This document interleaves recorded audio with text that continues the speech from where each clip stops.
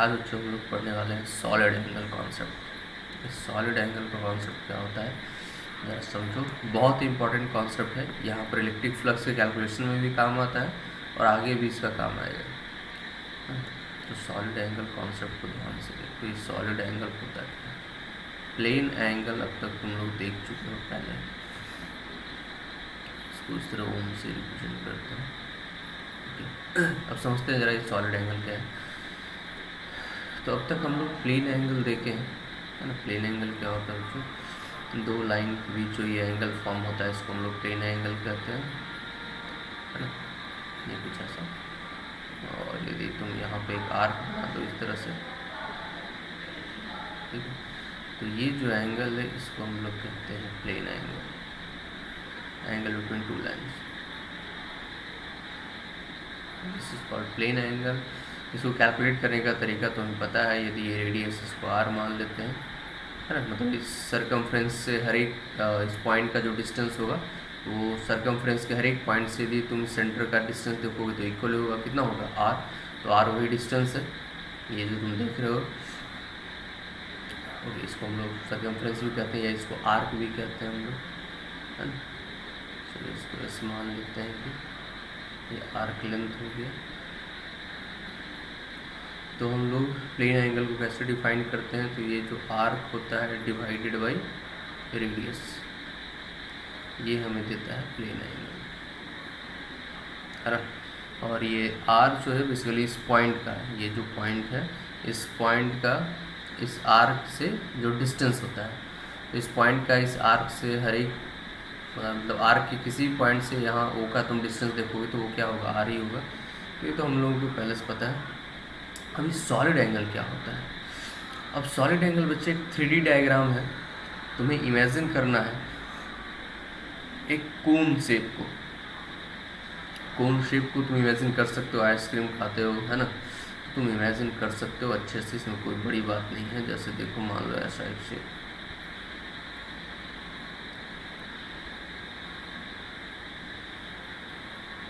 शायद याद आ जाए तुम्हें देखकर।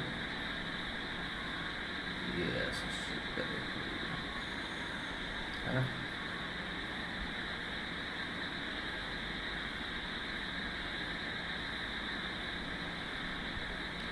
अब इसमें सॉलिड एंगल, ये जो सॉलिड एंगल है, सॉलिड एंगल है कौन सा क्वेश्चन? तो ये कोन जब कम्प्लीटली खाली होता है तब तुम ऊपर से देखो, इस साइड से तुम देखो उस कोन को, तो ये जो तुम्हें दिखाई देगा, ये जो 3D डायग्राम यहाँ पे ऐसे दिखाई दे रहा है, इसी को हम लोग कहते हैं सॉलिड एंगल। ये जो एंगल तुम्हें दिख रहा होता है इसे नाम दिया गया है सॉलिड एंगल, है ना, जिसको हम लोग कोन से प्रेजेंट करते हैं ऐसे।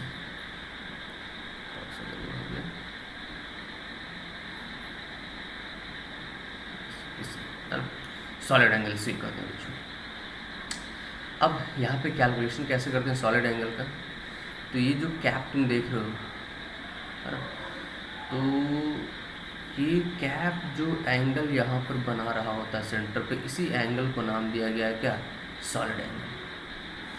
ठीक है। जैसे ये आर्क जो सेंटर पे एंगल बनाता है इसको हम लोग क्या नाम देते हैं? ये कहलाता है प्लेन एंगल, है ना। और इसका यूनिट, इसको मेजरमेंट किस में करते हैं हम लोग? रेडियन में।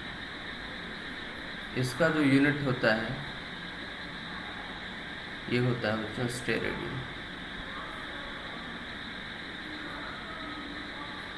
बहुत ही इंपॉर्टेंट कॉन्सेप्ट सॉलिड एंगल। तो अब इसका फॉर्मूला कैलकुलेशन कैसे करेंगे? तो कैलकुलेशन के लिए देखो क्या करते हैं। यदि काफ़ी स्मॉल सा, है ना, काफ़ी स्मॉल सा हम एक कोन कंसिडर करें जिसका जो ये जो एरिया है काफ़ी स्मॉल हो, जैसे मान लो ये काफ़ी स्मॉल एरिया, और ये जो एंगल बना रहा होगा सेंटर पे,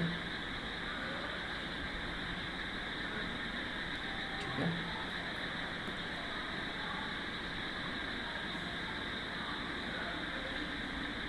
ठीक है, ये सॉलिड एंगल कहलाएगा। अब मान लो ये डिस्टेंस तुम्हें दिया हुआ है r, मतलब इस बार जो ये पॉइंट होगा जहाँ पे एंगल फॉर्म हो रहा होगा उसका डिस्टेंस इस बार हमें कहाँ से लेना है? इस एरिया से। ये स्मॉल एरिया जो है, ये जो स्मॉल एरिया जो कि सॉलिड एंगल को बना रहा है, है ना। ये एरिया सॉलिड एंगल बना रहा है कहाँ पे, ओ पॉइंट पे। इस केस में क्या था, ये आर्क जो एंगल बनाता था इस सेंटर पे, है ना, बट यहाँ पे एरिया की वजह से एक एंगल फॉर्म हो रहा है सेंटर पे, स्मॉल एरिया, इसको मान लेते हैं डी ए।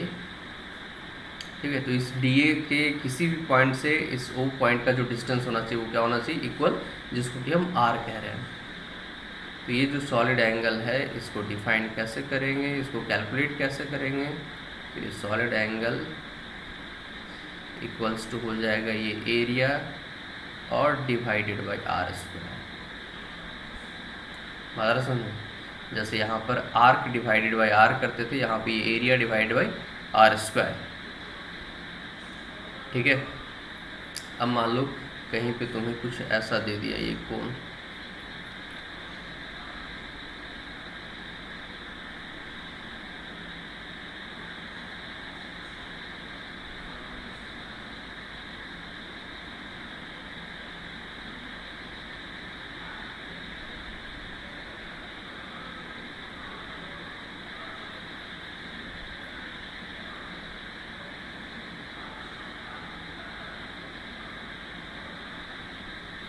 ठीक है।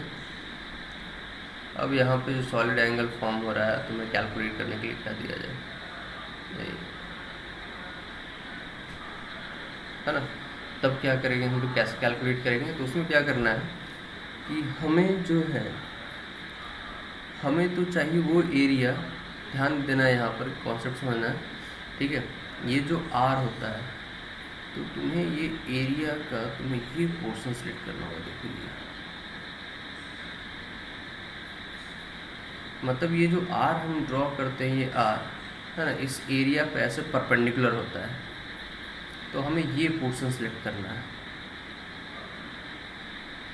ठीक है, जैसे यदि इस डायरेक्शन में है तो अपना जो एरिया वेक्टर का डायरेक्शन कह सकते हो, ये रेडियस जो ये तुम आर देख रहे हो उसी के अलोंग ऐसे होना चाहिए।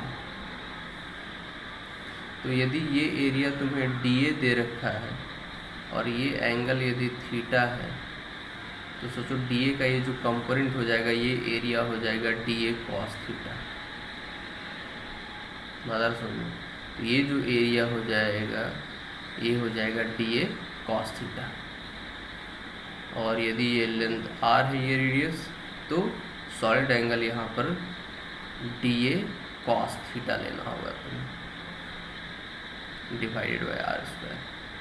मतलब इस आर के परपेंडिकुलर जो होना चाहिए वो कंपोनेंट, मतलब एरिया यदि तुम्हें कुछ इंक्लाइंड इस तरह से दे रखा है तो तुम्हें वो क्या करना है, उसका परपेंडिकुलर एक कंपोनेंट ले लेना है एरिया का। ठीक है, और वो area divide by R square करना है, तब जाकर तुम्हें सॉलिड एंगल मिलेगा।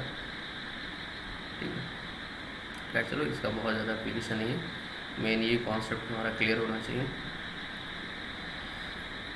ठीक है, तो ये है सॉलिड एंगल। अब इसका यूज़ क्या है, तो इसका यूज़ से पहले तुम्हें एक रिलेशन फाइंड करना होता है, relation between solid angle and plane angle.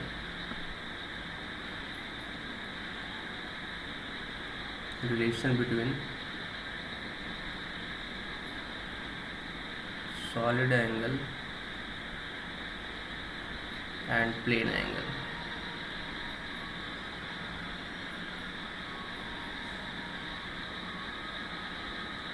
आज ज़रा देखते हैं क्या रिलेशन होता है सॉलिड एंगल और प्लेन एंगल के बीच।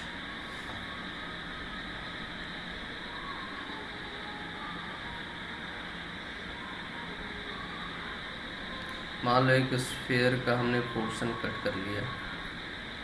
ठीक है, अब ये जो पोर्शन था इस स्फीयर का, ये सेंटर पे कुछ ना कुछ तो एंगल फॉर्म कर रहा होगा।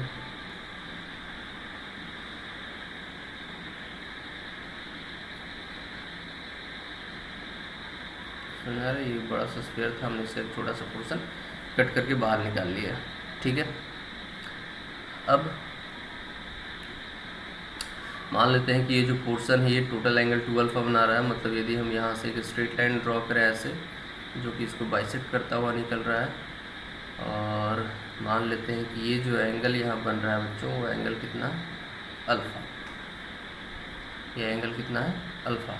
और यदि कोई हमसे पूछेगा सॉलिड एंगल यहाँ पर, तो सॉलिड एंगल का मतलब ये, समझ रहे हो ना, ये है अपना सॉलिड एंगल। तो इस सॉलिड एंगल निकालने के लिए हमें क्या चाहिए, एक तो ये डिस्टेंस आर रेडियस, तो ये तो स्फेयर का रेडियस हो जाएगा। इसके सरकमफ्रेंस है ना, ये जो स्फेयर के सरफेस से किसी पॉइंट से भी तुम इस ओ पॉइंट को ज्वाइन करोगे तो हर एक पॉइंट का जो डिस्टेंस होगा वो आर के इक्वल ही होगा, जो स्फेयर का क्या होगा रेडियस, क्योंकि ये जो पोर्शन है वो क्या है, स्फेयर का ही पोर्शन है।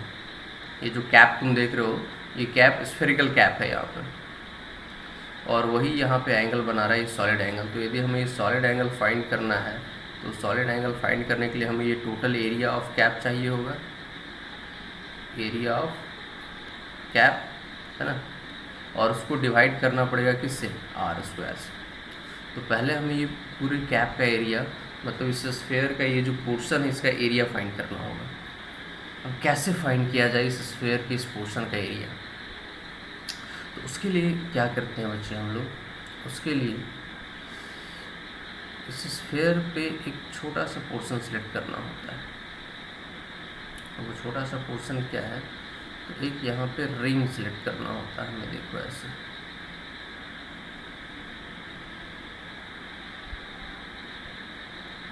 यदि तुम्हें इस स्फेयर के इस पोर्शन का यदि सरफेस एरिया यदि फाइंड करना है तो एक छोटा सा तुम्हें यहाँ पर एक रिंग सिलेक्ट करना होगा। मतलब जब तुम इधर से देखोगे तो तुम्हें ये रिंग कुछ ऐसा दिखाई देगा, ऐसा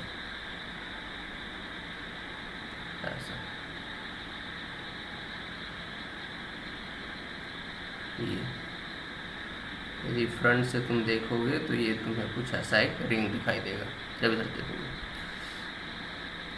अब ये रिंग जो हमने सिलेक्ट किया है वो मान लेते हैं कि इस लाइन से थीटा एंगल पर जाकर, और रिंग का ये जो पोर्शन है ये स्मॉल सा एंगल जो है ये डी थीटा एंगल है। ये एंगल कितना फॉर्म हो रहा है, डी थीटा, ठीक है ठीक है। नीट वाले बच्चे ज़्यादा घबराएंगे नहीं, इसको देख के फाइनल रिजल्ट पे फोकस करना है। बट आईआईटी के बच्चों को डेरिवेशन पे भी फोकस करना है, एडवांस मतलब एडवांस लेवल की प्रॉब्लम के लिए। चलो, तो हमने एक छोटा सा इस कह सकते हो कि इस सरफेस पे एक छोटा सा हमने एरिया सेलेक्ट कर लिया। अब सोचो तुम ये देखोगे तो ये एक रिंग जैसा दिख रहा है, और इस रिंग का यदि एरिया निकालना है तो पहले हमें इस रिंग का ये रेडियस फाइंड करना होगा। रिंग का रेडियस कैसे फाइंड करें, रिंग का रेडियस, तो सोचो ये डिस्टेंस आर है। अब ये एक राइट एंगल ट्रायंगल बन जाएगा, देखो। तो ये परपेंडिकुलर डिस्टेंस जो हो जाएगा ये आर साइन थीटा हो जाएगा, ये हो जाएगा आर साइन थीटा। तो इस रिंग का रेडियस हो जाएगा आर साइन थीटा। और इस रिंग का थिकनेस की बात करें तो थिकनेस की बात करो यानी कि ये कितना हो जाएगा, तो ये आर और ये एंगल कितना बना रहा है, डी थीटा। तो ये हो जाएगा are d theta, thickness of ring.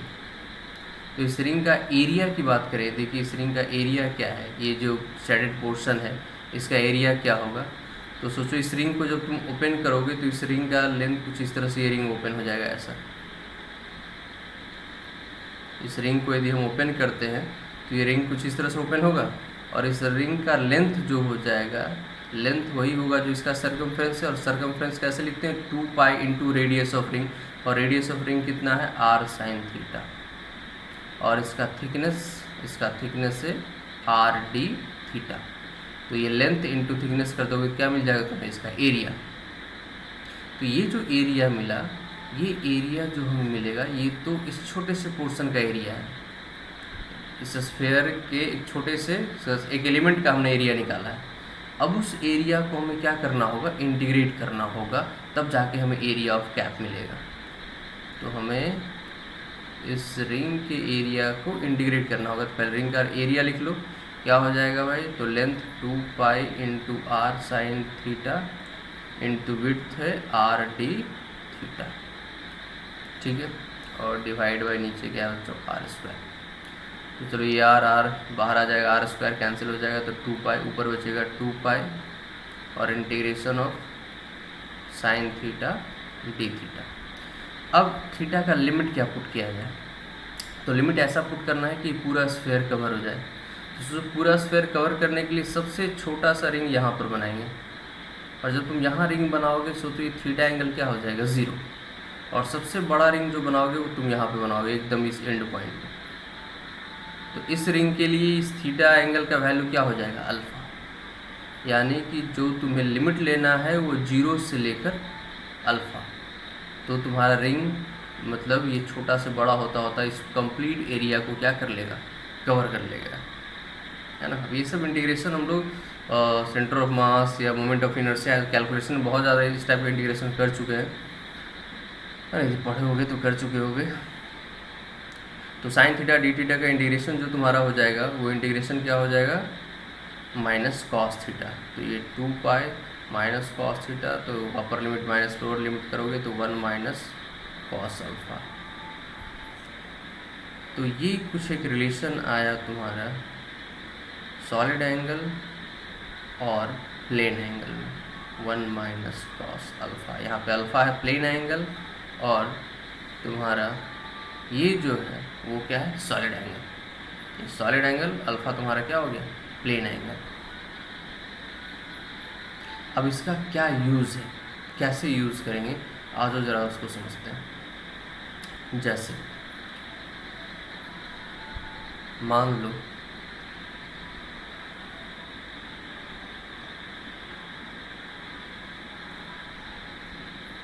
एक सिलेंडर यहाँ पे बना हुआ है ऐसे,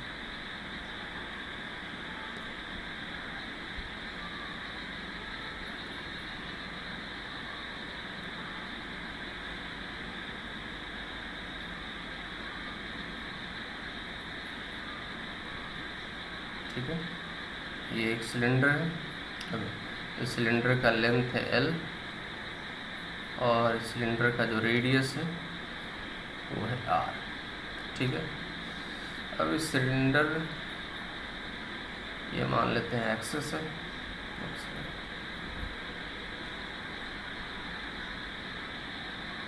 चलो ये एक्सेस मान लेते हैं। तो इस सिलेंडर के सेंटर पे एक चार्ज रखा हुआ बच्चे, एकदम सेंटर पॉइंट पे एक चार्ज रखा हुआ है Q। अब मान लो हमसे कहता है कि calculate electric flux through this surface और थ्रू दिस सरफेस और through curved surface. Total cylinder से तो फ्लक्स हमें पता है कि जो टोटल फ्लक्स होगा इस सिलेंडर से जो पास होगा टोटल फ्लक्स, वो तो हमें पता है कि Q बाय एप्सिलॉन नॉट होगा गॉस लॉ के according. Total charge inside divide by epsilon not, क्योंकि सिलेंडर चारों तरफ से कम्प्लीटली पैक्ड है, तो टोटल फ्लक्स तो Q बाय एप्सिलॉन नॉट। लेकिन यदि हमसे पूछता है कि बताओ इलेक्ट्रिक फ्लक्स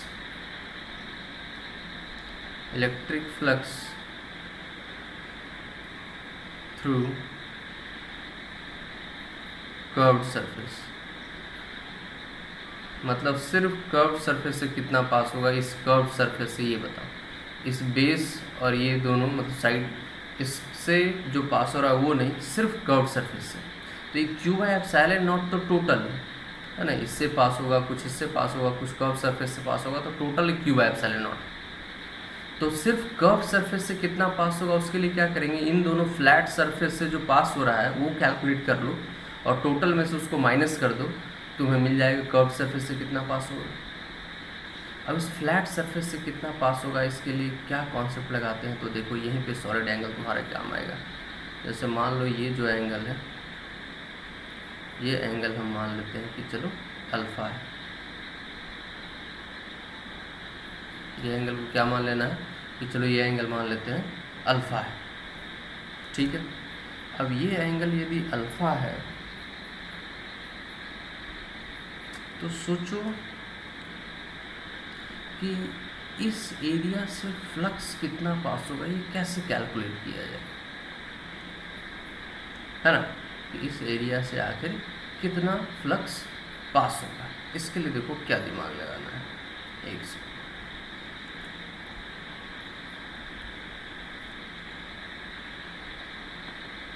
है ना। तो उसके लिए देखो दिमाग क्या लगाना तुम्हें। जैसा सोचो यदि ये Q चार्ज चारों तरफ से एक स्फीयर से घिरा हुआ है, यदि ध्यान समझना इस कॉन्सेप्ट को, ये Q चार्ज यदि चारों तरफ से एक स्फीयर से घिरा होता, ठीक है, कैसे सरफेस से घिरा हुआ, ये एक स्फीयर है,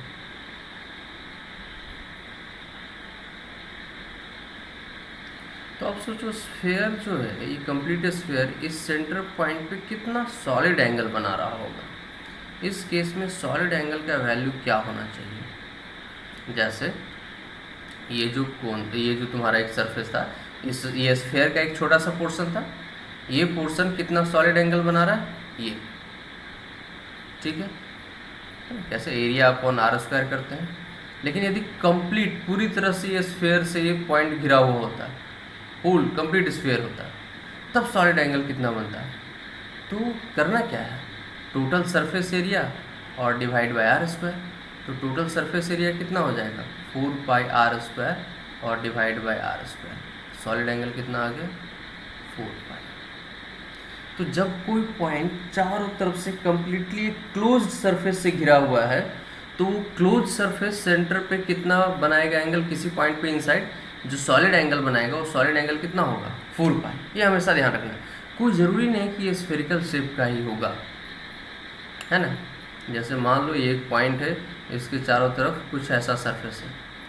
अब यहाँ पर कितना सॉलिड एंगल बन रहा होगा, तो यहाँ पर जो सॉलिड एंगल बन रहा होगा वो कितना बन रहा होगा, 4 पाई। चारों तरफ से घिरा हुआ है पॉइंट, तो उस चारों तरफ से जो क्लोज सरफेस है उस पॉइंट पे जो सॉलिड एंगल बनाएगा वो 4 पाई हो जाएगा। जैसे यहाँ पे तो हमने स्फेयर लेके कैलकुलेट कर लिया। अब इस तरह का शेप है तो फिर देखो वहाँ पे वो कॉन्सेप्ट आ जाएगा कि जैसे मान लो कुछ इस तरह का होता है, तो हमें क्या करना होता है कि वो एरिया ना लेके वो कंपोनेंट लेना होता है जो इसके क्या हो, रेडियस के परपेंडिकुलर डायरेक्शन में। समझ रहे हो। यहाँ पे थोड़ा सा कन्फ्यूज़न ये होता है कि सर यहाँ पे तो एरिया 4 पाई स्क्वायर है, यहाँ तो एरिया बढ़ जाएगा यदि इस तरह का हम बनाएंगे। तो वही समझना है फिर से, वो एरिया हम एक कंप्लीट इस सरफेस का एरिया नहीं ले सकते। एरिया हमें छोटा छोटा यहाँ पोर्शन लेना होगा और एरिया वही कंपोनेंट ब्रेक करना होगा जो एरिया है ना इस पॉइंट को ज्वाइन करने वाला जो लाइन होगा उसके परपेंडिकुलर होगा, उसी एरिया को हमें सिलेक्ट करना होगा। तो फिर से जब तुम सब कुछ कैलकुलेट करके डिवाइड करोगे तो ओवरऑल वो 4 पाई के इक्वल ही आएगा। तो ये हमेशा ध्यान रखना है कि यदि पॉइंट चारों तरफ से क्लोज एरिया से घिरा हुआ है तो सॉलिड एंगल कितना बनाता है, 4 पाई। हाँ, तो यदि उस पॉइंट पे सॉलिड एंगल 4 पाई बन रहा है, यदि उस पॉइंट पे सॉलिड एंगल 4 पाई बन रहा है तो फ्लक्स कितना पास होगा, Q बाय एप्सिलॉन नॉट। क्योंकि 4 पाई सॉलिड एंगल बना रहा है यदि वो एरिया, इसका मतलब वो चारों तरफ से उस पॉइंट को कम्प्लीटली घेर रखा है, कम्प्लीटली क्लोज्ड है। तो कम्प्लीटली क्लोज्ड है तो कितना फ्लक्स पास होता है, Q बाय एप्सिलॉन नॉट। यानी कि कोई सरफेस किसी पॉइंट पे यदि 4 पाई सॉलिड एंगल बना रहा है, यानी उस पॉइंट पे यदि कोई चार्ज Q रखा हुआ है, तो उस सरफेस से टोटल फ्लक्स कितना पास होगा, तो Q by epsilon not.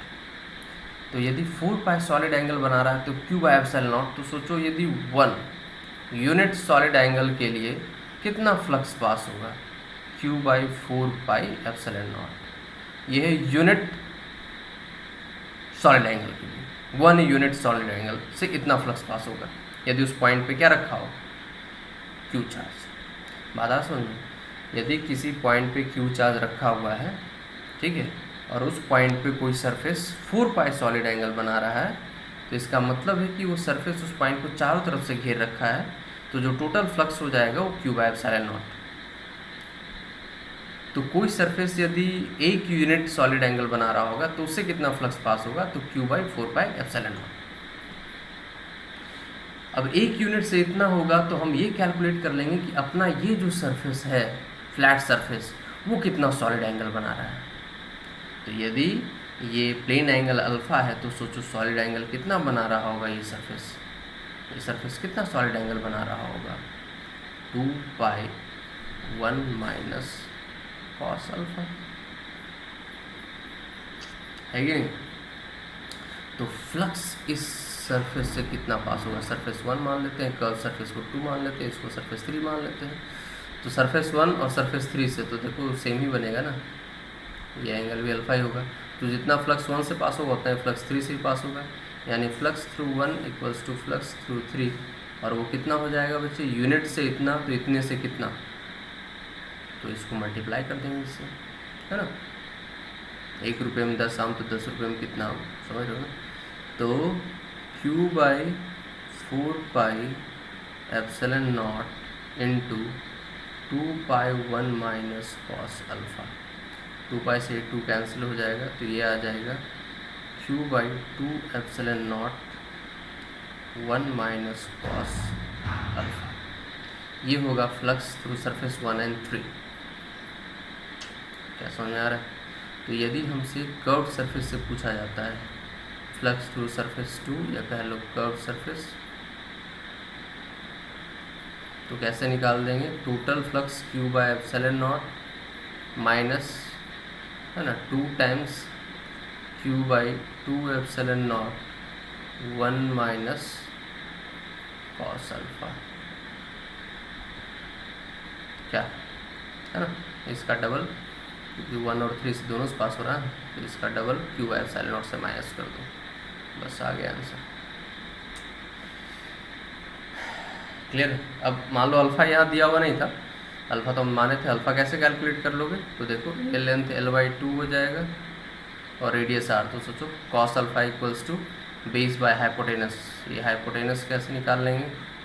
√L/2 का whole square plus R square. तो cos अल्फ़ा का वैल्यू हो जाएगा बच्चों, cos alpha equals to base which is L/2 upon hypotenuse L/2 का whole square plus R square. ये वैल्यूज यहाँ पुट करेंगे, आंसर आ जाएगा। ये आएगा L/2 का स्क्वायर 4, तो 4 से 2 कैंसिल हो जाएगा, तो अंदर बच जाएगा L square plus 4R square. ये cos अल्फ़ा का वैल्यू आ गया, ये पुट करेंगे, आंसर आ जाएगा। समझ रहे हो? मतलब कोई भी तुम्हें इस तरह से एक फ्लैट सरफेस दे देगा और यहाँ पे एक चार्ज Q रख देगा, बोलेगा बताओ इस फ्लैट सरफेस से कितना फ्लक्स पास होगा। ये देखो ये लाइंस ऑफ फोर्स पास हो रहे हैं, बाकी कुछ तो सारे के सारे पास होंगे नहीं, क्योंकि तो चारों तरफ से पास होते हैं, तो सिर्फ इतना ही पोर्शन पास हो रहा है इससे। तो वो कैसे निकालेंगे? बस वही सॉलिड एंगल निकाल लेना है। और यूनिट डिग्री से तुम्हें पता ही है Q/, कितना पास होता है 4 पाई एप्सिलॉन नॉट। अब जितना सॉलिड एंगल आएगा उसको मल्टीप्लाई कर देना, टोटल फ्लक्स मिल जाएगा तुम्हें इस सरफेस से कितना पास होगा। सिंपल, तो काफ़ी आसान बना देता है इस काम को। अदरवाइज़ यदि ये नहीं मेथड लगाओगे तो इंटीग्रेशन करना पड़ता है, छोटा सा एरिया लेकर वहाँ से फ्लक्स लिखते हैं, देन इंटीग्रेट करके फाइनल आंसर कैलकुलेट करते हैं, तो बहुत लेंदी हो जाता है। इससे बहुत इजी हो जाएगा। ठीक है, अब आ जाओ, चलो इसी पे एक कंसेप्चुअल क्वेश्चन और कर लेते हैं। 2 पॉइंट चार्ज रखा हुआ है Q1 और 1 पॉइंट चार्ज यहाँ रखा हुआ है Q2। Q1 से फील्ड लाइंस कुछ ऐसे निकल रहा है और Q2 पे आके ऐसे फॉल कर रहा है। ठीक है, this is the line joining Q1 and Q2, ये ऐसे। और इसमें दिया हुआ था कि ये एंगल अल्फ़ा है और ये एंगल बीटा है, और पूछा गया था कैलकुलेट रेशियो Q1:Q2। क्या होगा इसका वैल्यू, ये बताना था। बस इतना ही क्वेश्चन में इंफॉर्मेशन दिया हुआ था। Q1 Q2 अल्फ़ा बीटा एक फील्ड लाइंस, ये क्या है? ये है इलेक्ट्रिक फील्ड लाइंस, ये इलेक्ट्रिक लाइंस ऑफ फोर्स कुछ भी कह सकते हो।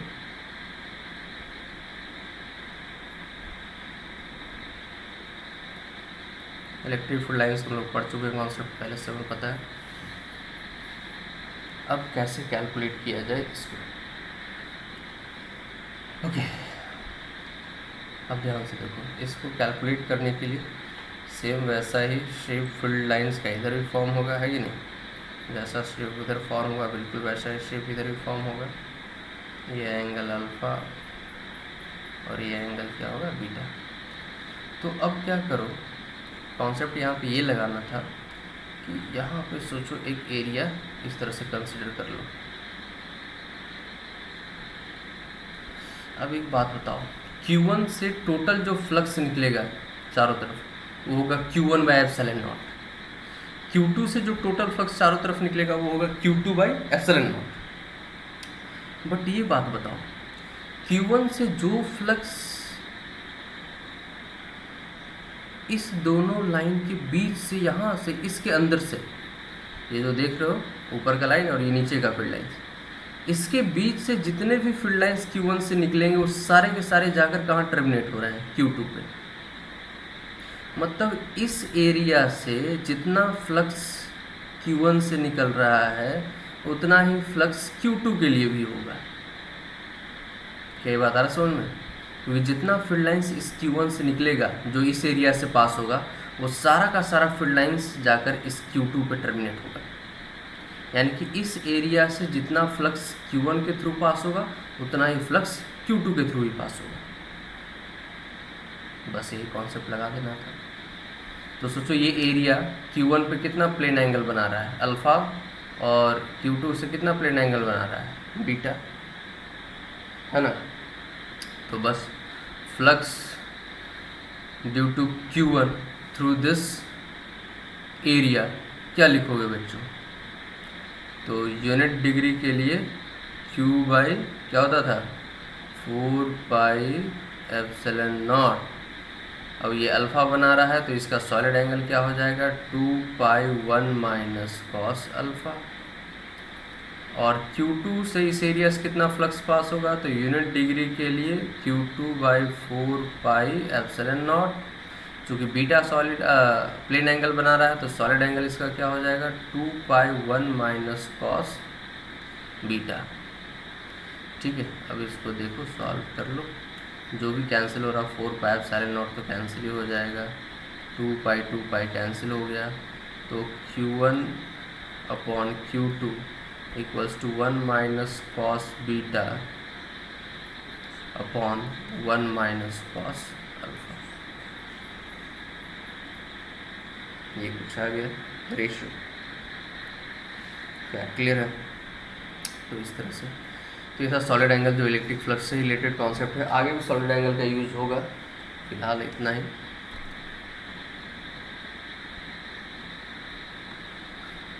चलो, तो ये था गॉस लॉ। अब आगे बढ़ते हैं और एक इम्पॉर्टेंट कॉन्सेप्ट पढ़ते हैं बच्चों, इलेक्ट्रिक पोटेंशियल एनर्जी। आज हम लोग कॉन्सेप्ट पढ़ेंगे अब इलेक्ट्रिक पोटेंशियल एनर्जी। अब ये क्या होता है इलेक्ट्रिक पोटेंशियल एनर्जी, उसको समझेंगे। ग्रेविटेशनल पोटेंशियल एनर्जी पढ़ चुके हो तुम पहले से, कुछ वैसा ही सिमिलर कॉन्सेप्ट यहाँ भी देखने को मिलेगा। इलेक्ट्रिक पोटेंशियल एनर्जी क्या होता है समझते हैं।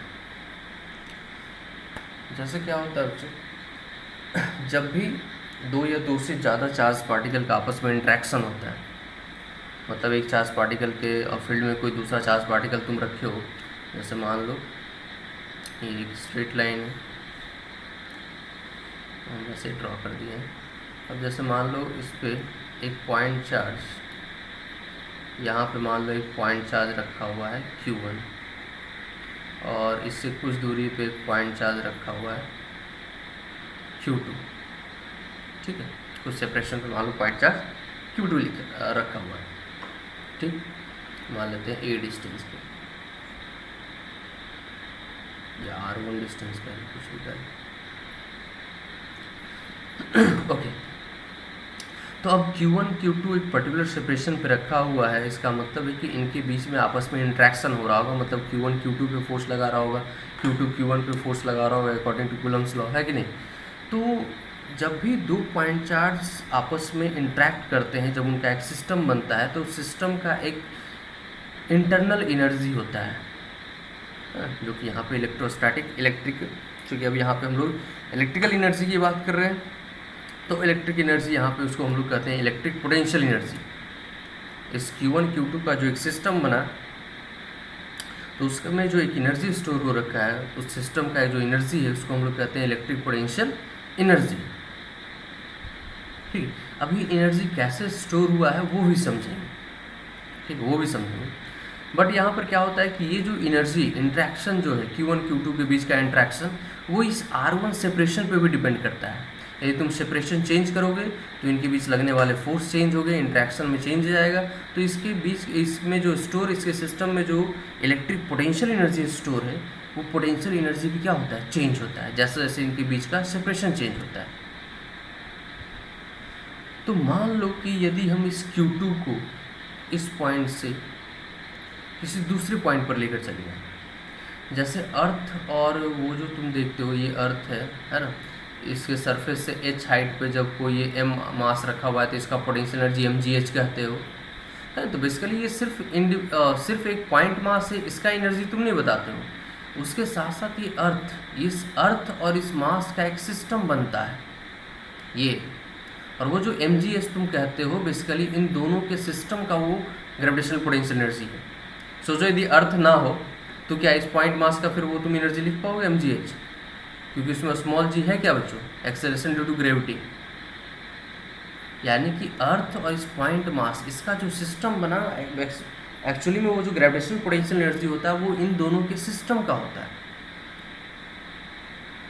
बात समझ में? तो उसी तरह से यहाँ पर Q1 Q2 एक सेपरेशन पर जब रखा है तो इनका एक सिस्टम फॉर्म हुआ, और इस सिस्टम का एक स्टोर्ड पोटेंशियल एनर्जी होता है जिसको हम इलेक्ट्रिक पोटेंशियल एनर्जी कहते हैं। और जैसे यहाँ पर जब गैप चेंज करते हो तो ग्रेविटेशनल पोटेंशियल एनर्जी में चेंज आता है, वैसे ही जब इनके बीच का गैप तुम चेंज करते हो तो क्या होता है कि इसके इलेक्ट्रिक पोटेंशियल एनर्जी में चेंज आता है। तो सवाल ये है कि यदि मान लो हम इस Q2 को, है ना, इस Q2 चार्ज को, Q1 को तो मान लो हमने कर दिया फिक्स्ड, और इस Q2 चार्ज को यहाँ से उठाते हैं और ले जाकर कहीं और रख देते हैं। और कैसे लेकर जाना है, एकदम स्लोली।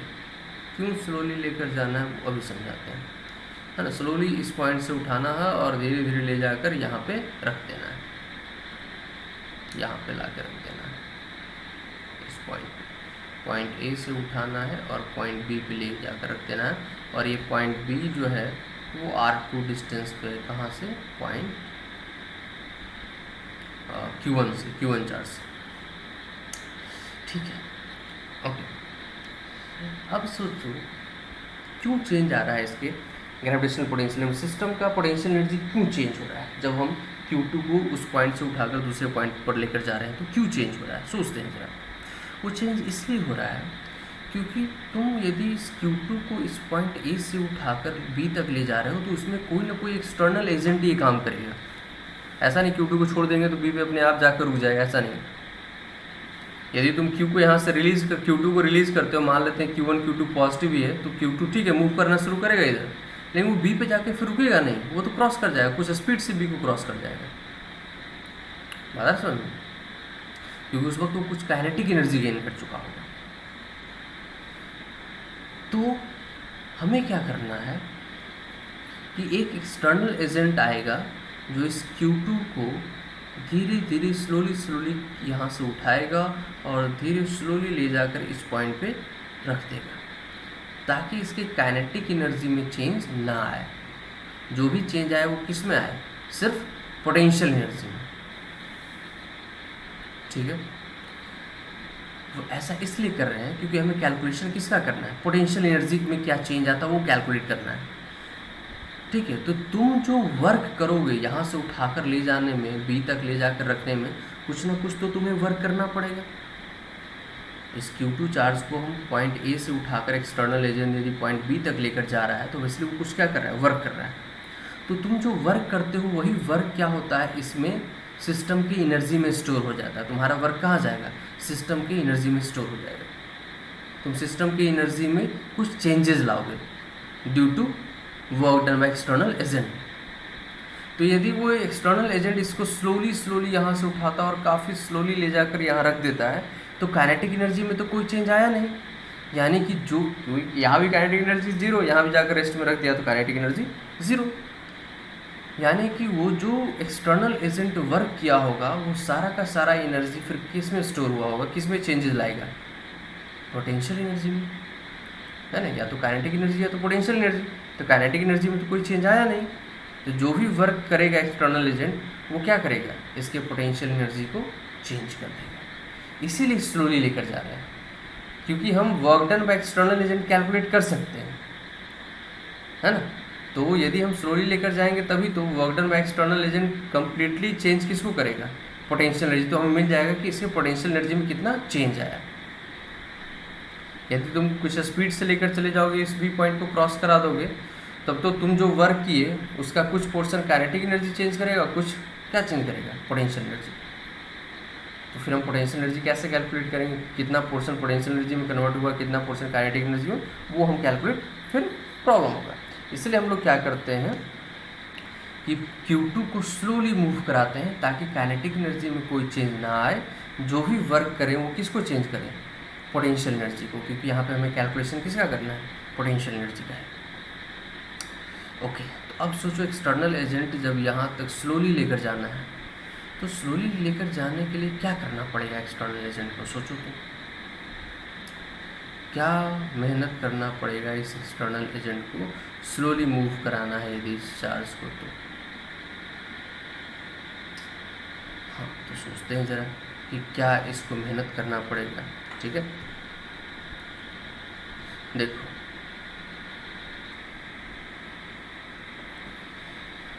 ठीक है, अब मानते हैं कि Q1 Q2 जो है यदि सेम नेचर का है, तो ये Q1 Q2 को इस डायरेक्शन में रिपेल करेगा। तो एक्सटर्नल एजेंट यदि अपोजिट डायरेक्शन में फोर्स अप्लाई करेगा, इलेक्ट्रोस्टैटिक फोर्स के अपोजिट, तभी तो उस इलेक्ट्रोस्टैटिक फोर्स को बैलेंस करेगा और नेट फोर्सेस पे ज़ीरो करेगा, तभी तो जाके स्लोली स्लोली मूव करेगा। तो जैसे मान लेते हैं किसी पर्टिकुलर डिस्टेंस पे जब ये चार्ज Q2 यहाँ पर था, मान लेते हैं Q1 से R सेपरेशन पे, ठीक है, तो इस वक्त इस Q2 को Q1 क्या कर रहा होगा, इधर ऐसे रिपेल कर रहा होगा। तो इस डायरेक्शन में कौन सा फोर्स लग रहा है, इलेक्ट्रोस्टैटिक फोर्स, इस डायरेक्शन में। तो यदि हमें स्लोली मूव कराना है तो इस इलेक्ट्रोस्टैटिक फोर्स को कैंसिल करने वाला एक फोर्स अप्लाई करना पड़ेगा, और वही फोर्स कौन लगाता है, ये एक्सटर्नल एजेंट। ये अपना जो एक्सटर्नल एजेंट है, एक्सटर्नल एजेंट, ये देखो, ये जो फोर्स अप्लाई करेगा वो इस इलेक्ट्रोस्टैटिक फोर्स के जस्ट अपोजिट, ताकि वो इस इलेक्ट्रोस्टैटिक फोर्स को बैलेंस करे और ये स्लोली स्लोली आगे क्या करता रहेगा, मूव करता रहेगा। अब मान लो स्मॉल डिस्प्लेसमेंट ये dr मूव करता है। अब यहाँ पर देखो, जो तुम फोर्स लगा रहे हो, क्योंकि इलेक्ट्रोस्टैटिक फोर्स क्या है, वेरिएबल हो जाएगा, k Q1 Q2 bye R square. तो Q1 A से जैसे B की तरफ मूव करना शुरू करेगा, वो गैप चेंज होता जाएगा, तो इलेक्ट्रोस्टैटिक फोर्स वेरी करेगा, तो एक्सटर्नल फोर्स भी उसके साथ साथ क्या करना पड़ेगा, वेरी करना पड़ेगा। तो यदि अब हमें कैलकुलेट करना है work done by external agent in moving point charge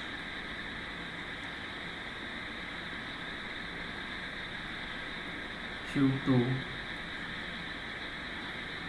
from point A to B, A से B तक मूव कराने में कितना वर्क डन करना पड़ेगा। तो चूंकि वेरिएबल फोर्स है, तो स्मॉल डिस्प्लेसमेंट के लिए पहले हम लोग वर्क डन लिखते हैं, F एक्सटर्नल डॉट dr, और उसको फिर क्या कर देंगे, इंटीग्रेट कर देंगे फ्रॉम R1 टू R2। अब देखो F एक्सटर्नल और dr के बीच एंगल कितना बन रहा है, दोनों अपोजिट यानी 180, तो F external into dr into cos 180 -1 हो जाएगा। तो इसको ऐसे लिख देंगे, F एक्सटर्नल है ना into dr into cos 180 degree. अब इस एक्सटर्नल फोर्स का मैग्नीट्यूड कितना होगा, तो मैग्नीट्यूड तो उतना ही रखना है जितना इलेक्ट्रोस्टैटिक फोर्स का होगा। तो R सेपरेशन पे इलेक्ट्रोस्टैटिक फोर्स का मैग्नीट्यूड क्या होगा भाई, तो K Q1 Q2 by R square into dr cos 180 -1 और integration from R1 to R2।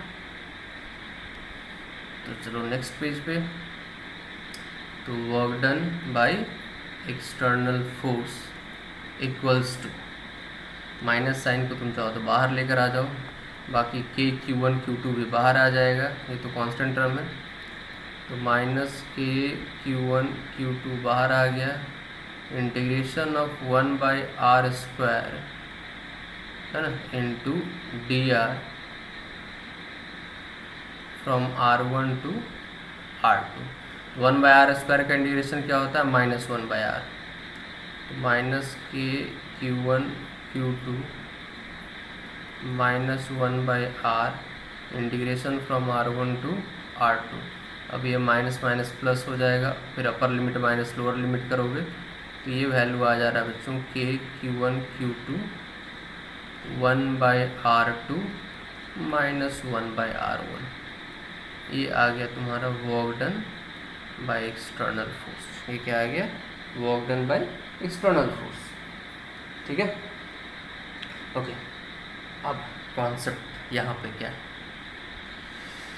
Change in potential energy. तो जो तुम वर्क करोगे external, work done by external force, work done by external force ही हमें क्या देता है? Change in potential energy. अच्छा, मान लो यहाँ पे कोई कहता है कि work done by electrostatic force कितना हुआ है? इलेक्ट्रोस्टैटिक फोर्स, तो बिल्कुल जितना एक्सटर्नल फोर्स बढ़ किया हो उसके जस्ट क्या कर सकते हो? निगेटिव, क्योंकि डायरेक्शन अपोजिट था, मैग्नीट्यूड हमेशा सेम रहा, तो negative of work done by external force, या कह सकते हैं negative of change in potential energy. तो ये कॉन्सेप्ट हम लोग पहले भी पढ़ते हैं जब वर्क पावर एनर्जी पढ़ते हैं कि वर्क डन बाय कंजर्वेटिव। ये जो इलेक्ट्रोस्टैटिक फोर्स है बच्चों, इलेक्ट्रोस्टैटिक फोर्स कंजर्वेटिव नेचर का होता है। कैसे नेचर का होता है? कंजर्वेटिव। इलेक्ट्रोस्टैटिक फील्ड या ग्रेविटेशनल फील्ड, ये सब कंजर्वेटिव नेचर के, मतलब एनर्जी कंजर्वेशन कॉन्सेप्ट।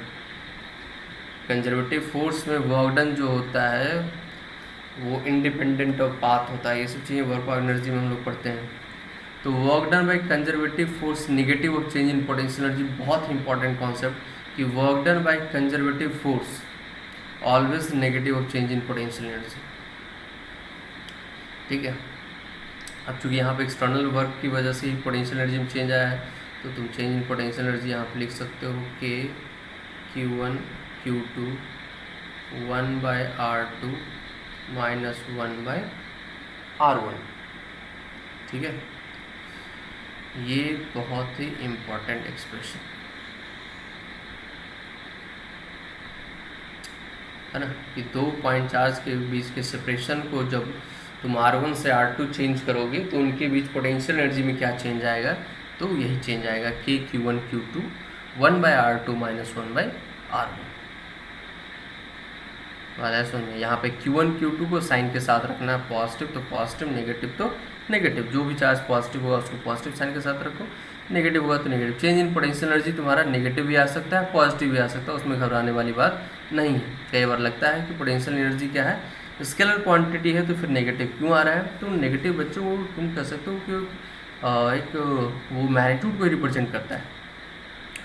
वहाँ पर जो लोअर लिमिट है वो जीरो नहीं है, जीरो से भी नीचे जा सकता है, क्योंकि पोटेंशियल एनर्जी जो होता है वो एक रेफरेंस पर डिपेंड करता है कि तुमने रेफरेंस क्या माना है। रेफरेंस जहाँ मानते हो वहाँ पोटेंशियल एनर्जी जीरो, तो उस रेफरेंस से कम यानी कि नीचे वाले पॉइंट में पोटेंशियल एनर्जी नेगेटिव भी ले सकते हैं। ठीक है, तो पोटेंशियल एनर्जी में नेगेटिव आ सकता है, टेंशन लेने वाली बात नहीं है कि स्केलर होते हुए फिर नेगेटिव कैसे हो गया। जैसे फोर्स का वैल्यू भी नेगेटिव आता है जबकि स्केलर क्वांटिटी है ना, सॉरी मतलब वर्क जो स्केलर क्वांटिटी, बट फिर भी नेगेटिव होता है वैल्यू उसका। चलो, तो एक तो ये हो गया कि जब सेपरेशन दो पॉइंट चार्ज के बीच का चेंज करेंगे तो कैसे उसके पोटेंशियल एनर्जी में चेंज आएगा। एक तो हमने ये कॉन्सेप्ट देखा, तो ये था बात इलेक्ट्रिक पोटेंशियल एनर्जी चेंज होने का। लेकिन यदि हमसे कोई पूछता है कि बताओ दो पॉइंट चार्ज यदि रखा हुआ है कुछ ऐसे, एक पॉइंट चार्ज यहाँ Q1 और इससे R सेपरेशन पे यदि कोई दूसरा पॉइंट चार्ज रखा हुआ है Q2,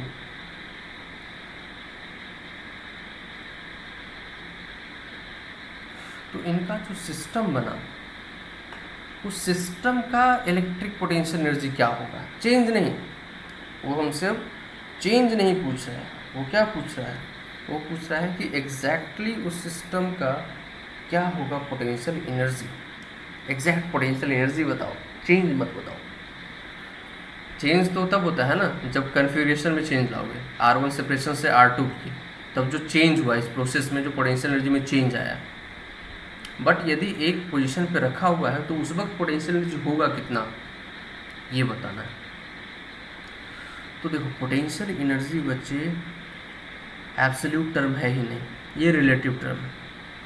mgh जो ग्रेविटेशनल पोटेंशियल एनर्जी लिखते हो, तुम याद करो h हाइट कहाँ से लोगे, तो बच्चा कोई कहेगा कि सर सरफेस से लेंगे, कोई कहेगा फ्लोर से लेंगे, कोई कहेगा रोड पे से लेंगे, कोई कहेगा सी लेवल से लेंगे, बट ऐसा कोई फिक्स नहीं है कि h कहाँ से लेना। उसमें बस यही फिक्स है कि वो h हाइट जो होता है वो रेफरेंस से होता है, और रेफरेंस तुम अपने अकॉर्डिंग कुछ भी एज्यूम कर सकते हो।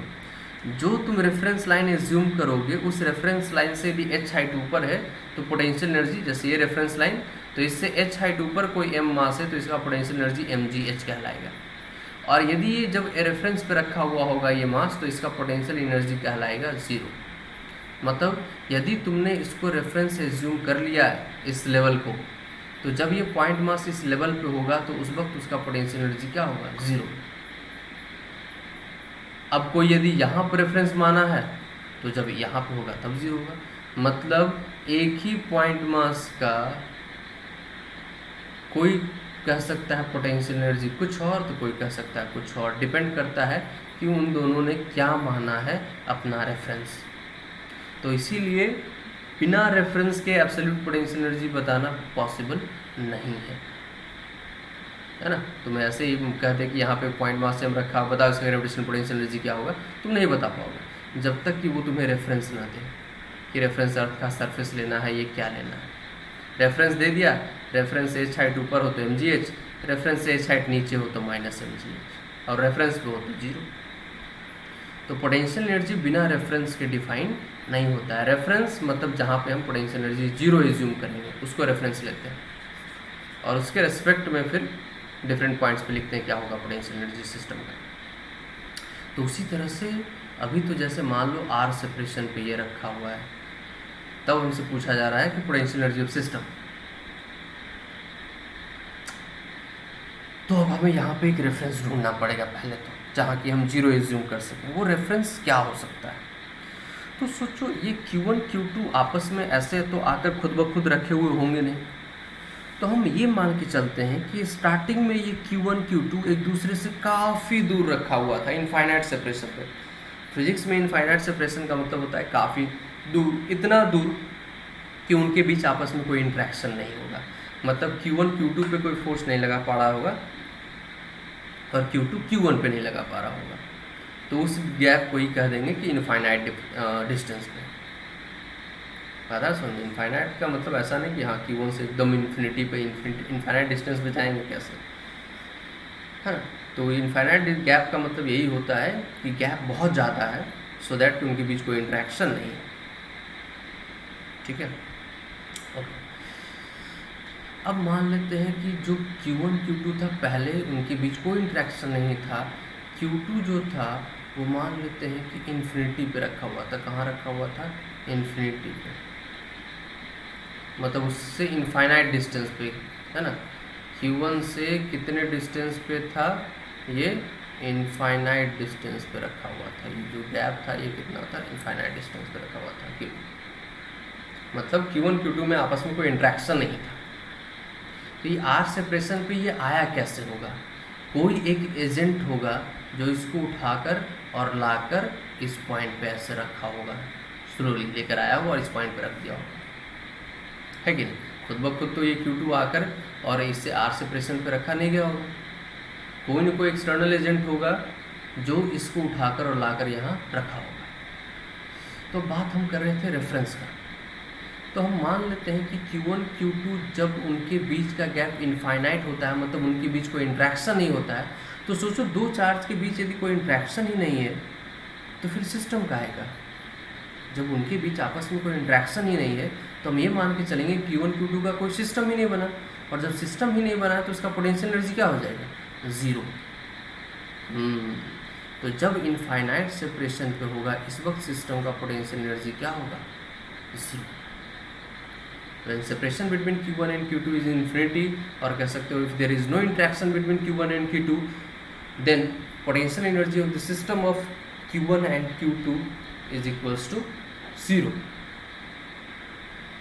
तो इसी पॉइंट को हम लोग क्या ले लेते हैं? रेफरेंस। बात है समझ में? तो चार्ज इलेक्ट्रोस्टैटिक के केस में हम लोग इनफाइनाइट सेपरेशन को ही क्या लेते हैं, रेफरेंस। वो इसलिए क्योंकि हम ये मानते हैं कि इनफाइनाइट सेपरेशन पे है तो there is no interaction between this two charge, और if there is no interaction तो काहे का सिस्टम, और सिस्टम ही नहीं तो सिस्टम का एनर्जी क्या होगा। जब कोई सिस्टम ही नहीं बना तो सिस्टम एनर्जी क्या होगा, जीरो। बात है समझ। अब जब इस Q2 को उठाकर लाकर यहाँ रखोगे तो उसमें तुम्हें कुछ वर्क करना पड़ेगा, और फिर से वही वर्क क्या होता है, इस Q1 Q2 के सिस्टम में स्टोर हो जाता है इलेक्ट्रिक पोटेंशियल एनर्जी के फॉर्म में। समझ आ रहा। तो वहाँ पे R1 और R2 डिस्टेंस पे वो एनर्जी जो था वो एनर्जी वही था। जब इनफाइनाइट सेपरेशन से कोई एक्सटर्नल एजेंट लाकर रखा होगा Q2 को R सेपरेशन पे Q1 से, तो वो जो वर्क किया होगा एक्सटर्नल एजेंट है ना, ये एक्सटर्नल एजेंट यहाँ से लाने में जो वर्क किया होगा कौन, एक्सटर्नल एजेंट, वही वर्क इसमें इस Q1 Q2 के सिस्टम में स्टोर हो गया होगा। और वो किस फॉर्मेट में स्टोर हुआ है, इलेक्ट्रिक पोटेंशियल एनर्जी। तो सोचो, चेंज इन पोटेंशियल एनर्जी तो हम कैलकुलेट कर ही चुके हैं। डेल्टा यू कैसे कैलकुलेट करना है, के Q1 Q2 है ना 1/R2 माइनस 1/R1। तो सोचो यहाँ पे R1 कितना है, इन्फिनिटी, तो U1 मतलब सेपरेशन जब इन्फिनिटी होगा तो पोटेंशियल एनर्जी क्या हो जाएगा बच्चों, ज़ीरो। और जो R2 है वो कितना है, R1 है इन्फिनिटी, क्योंकि पहले गैप क्या था, इन्फिनिटी, और इसको जब लेकर चले गए R सेपरेशन तो ये R2, फाइनल सेपरेशन R2 था, इनिशियल सेपरेशन R1। जो हम लोग डेरिवेशन किए इसमें फाइनल सेपरेशन R2 है देखो, और इनिशियल सेपरेशन क्या है, R1।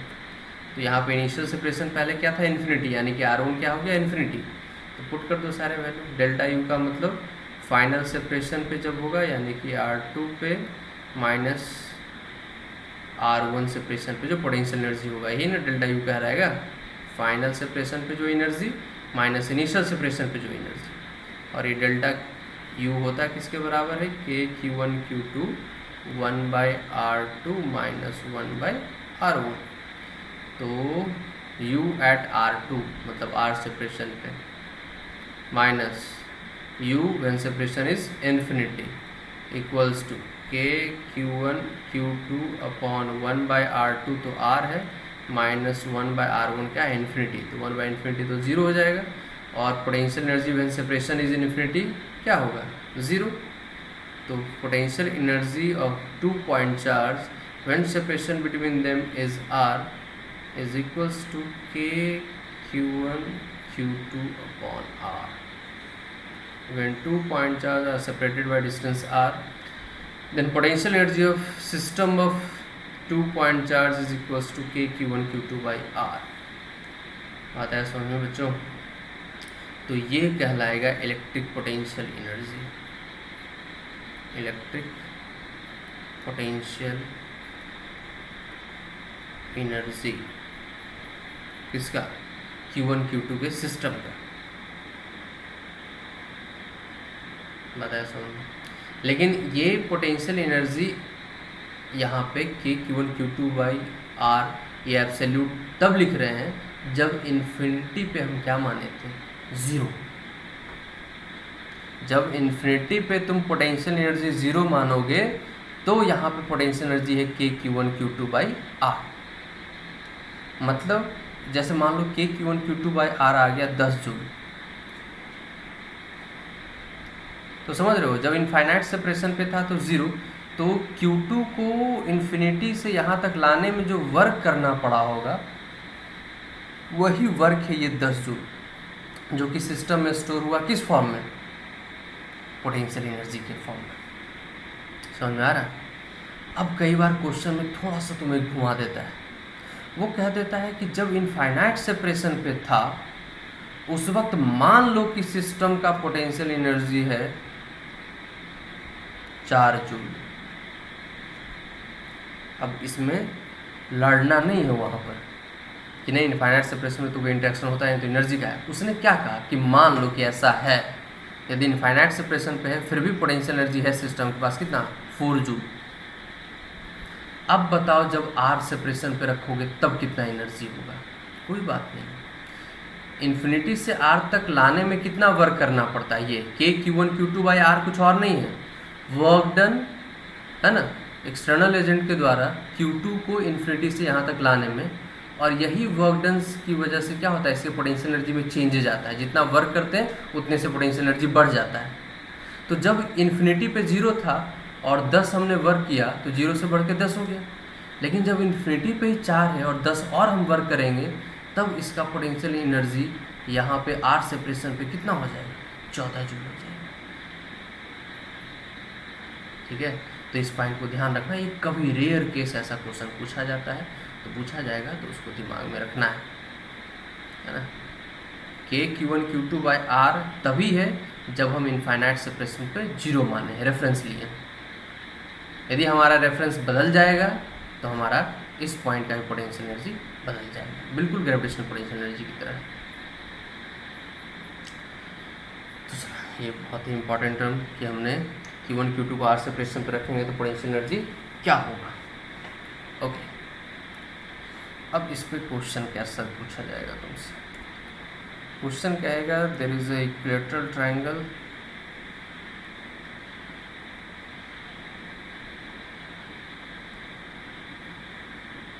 ठीक है, मान लो ये इक्विलेटरल ट्रायंगल है और इसके वर्टिसेस पे चार्ज पार्टिकल रखे हुए हैं Q1 Q2 Q3। ये इक्विलेटरल ट्रायंगल है, सारा साइड इसका A एंड A। अब तुमसे कहेगा है ना, सारे पॉइंट चार्ज फिक्स्ड ऐसे रखे हुए हैं। अब कहेगा बताओ पोटेंशियल एनर्जी ऑफ सिस्टम। अब सिस्टम में 3 पॉइंट चार्ज हैं, 2 नहीं। 2 होता तो के Q1 Q2 बाई सेपरेशन जो होगा लिख देते, लेकिन अब 3 है। अब कैसे लिखा जाए? तो याद करते हैं अपने बेसिक कॉन्सेप्ट को कि जैसे मान लो यदि यहाँ पे सिर्फ Q1 रखा हुआ है तो इससे A डिस्टेंस पे यदि हमें Q2 को ला कर रखना है तो करना क्या होता था? हमें सोचो वर्क क्यों करना है, वर्क क्यों करना पड़ता है। तो सोचो तुम Q2 को जब उठाकर ला रहे होगे तो Q1 जो है Q2 को क्या कर रहा होगा? रिपेल कर रहा होगा। यदि मान लो सेम नेचर का है तो Q1 के फील्ड के अगेंस्ट तुम्हें Q2 पे फोर्स लगाकर और क्या करना होता? पुल करके ला के रखना होता। उसी प्रोसेस में तुम्हें वर्क करना पड़ता है ना। Q1 के फील्ड के अगेंस्ट Q2 को तुम पुल करके लेकर आकर रखते हो, तो इसलिए तुम्हें क्या करना पड़ता है? वर्क करना पड़ता है। और वो वर्क के Q1 Q2 बाई आर के इक्वल आता है। तो सोचो पहले यदि सिर्फ Q1 होता, पहले तो कोई एक ही चार्ज रखा होगा ना, फिर तुम Q2 को ला कर रखे होगे, फिर Q3 को ला कर रखे होगे, तब जाके एक सिस्टम बना। पहले Q1 Q2 Q3 पहले क्या था? सब एक दूसरे से इनफाइनाइट सेपरेशन पे था। तो Q1 जहाँ रखा हुआ था उससे A डिस्टेंस पे ले जाकर पहले हमने क्या कर दिया? Q2 को रख दिया।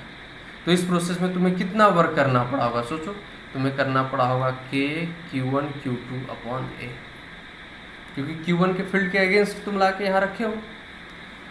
अब सोचो Q3 को लाकर यहाँ रखना है, इन दोनों से A सेपरेशन पे, दोनों से कितने सेपरेशन पे?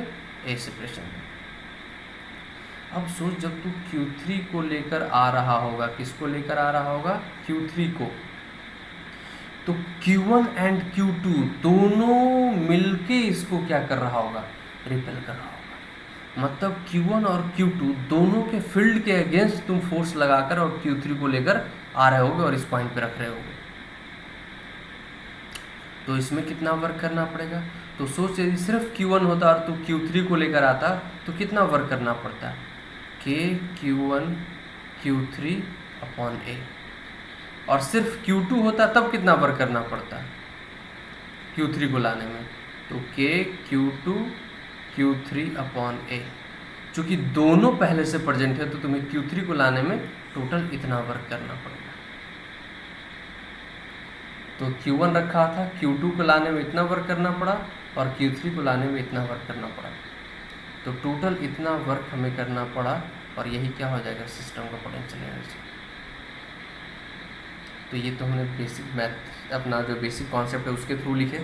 अब इसमें क्या करना है, ट्रिक बना लेना। देख के हमें कुछ समझ में आ रहा है। देखो पेयर बन रहा है Q1 Q2, Q1 Q3 और Q2 Q3। तो 3 का इतना ही पेयर बन सकता है ना, 2 3 का, 1 2 का और 1 3 का। तो सिस्टम में जितने चार्ज पार्टिकल्स दिए हुए होंगे, तुम देखो कि कितने डिफरेंट पेयर बन सकते हैं। जैसे अभी सिस्टम में 2 चार्ज पार्टिकल होगा, 1 पेयर बनेगा। यदि 3 चार्ज पार्टिकल होगा तो 3 पेयर बनेगा। यदि 4 चार्ज पार्टिकल ऐसे रखा होगा तब कितना पेयर बनेगा बच्चों, 6 पेयर बनते हैं। देख, एक इन दोनों का, एक इन दोनों का, एक इन दोनों का, एक इन दोनों का और एक डायगोनल ऐसे। ये देख, तो यदि 4 चार्ज पार्टिकल रखे होंगे तो टोटल 6 पेयर बनेंगे। हर एक पेयर का पोटेंशियल एनर्जी लिख दो, सबको जोड़ दो, क्योंकि potential energy is a scalar quantity. तो पूरे सिस्टम का तुम्हें पोटेंशियल एनर्जी मिल जाएगा। जैसे ये क्वेश्चन कर ही, है ना। एक स्क्वायर है,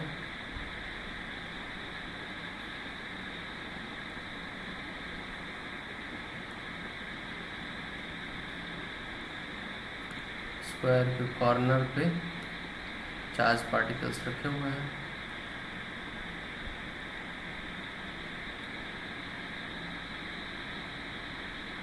Q Q Q Q, ठीक है। और जो साइड है इस स्क्वायर का वो है A।